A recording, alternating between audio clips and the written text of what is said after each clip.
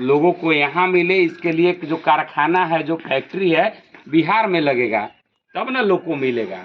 तो ये पहला समस्या इससे ग्रसित है बिहार। दूसरा है कि यहाँ 60 वर्ष से जो उम्र ज़्यादा के उम्र के लोग है ओकरा पेंशन कितना मिलता है? मात्र 400 रुपया। 400 रुपया आज के डेट में क्या है? पेंशन कम से कम 2000 रुपया होना चाहिए। तो इहो कहता है कि हम जब सरकार में आएंगे तब पेंशन 2000 रुपया होगा। तीसरा कहता है कि जो घर में महिलाएं बैठी रहती है उनको यहाँ काम नहीं है।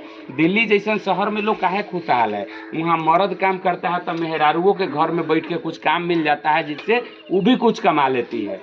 तो यहाँ भी है कि 5 लाख रुपया तक के लोन सरकारी गारंटी पर दिया जाएगा, जिससे वो लोग अपना कोई काम करेगा, दुकान करेगा या फिर कोई अगरबत्ती बनाना हुआ, पापड़े बनाने का, मतलब छोटा उद्योग लगा के वो भी कमाएगा।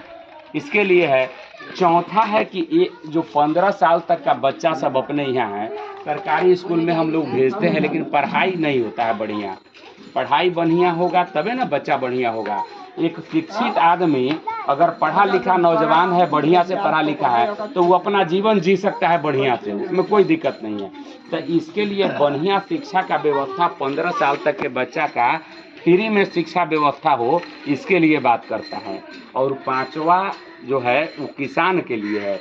सरकारी जो मनरेगा का योजना जो चलता है मुखिया के थ्रू पंचायत में, उस योजना के तहत जो मजदूर होते हैं वो किसानों को फ्री में उपलब्ध कराया जाएगा, जिससे वो नगदी फसल का खेती करेगा। ये 5 गो चीज़ जो है अगर सही में लागू हो जाए, सही में लोग इससे लाभान्वित होने लगे, तो फिर गरीबी या शिक्षा नाम का कोनो चीज़ नहीं रहेगा। हर एक परिवार, हर एक समाज खुशहाल हो जाएगा।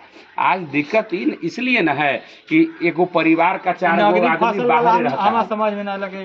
नगदी फसल का मतलब है जैसे खैनी का खेती हो गया, सब्जी का खेती हो गया, तोरी राई का खेती हो गया, ये सब। अब धान गेहूं अलग चीज हो गया, ये सब नगदी फसल का खेती है। तो यह सब आप करेंगे, हाँ, तब ये सब खेती करेंगे तब मनरेगा के तहत जो मजदूर होता है वो सरकार आपको फ्री में देगा और वो आप काम करेंगे। तो जब फ्री में मजदूर मिलेगा तो लोग बढ़िया से खेती करेगा, क्या दिक्कत है?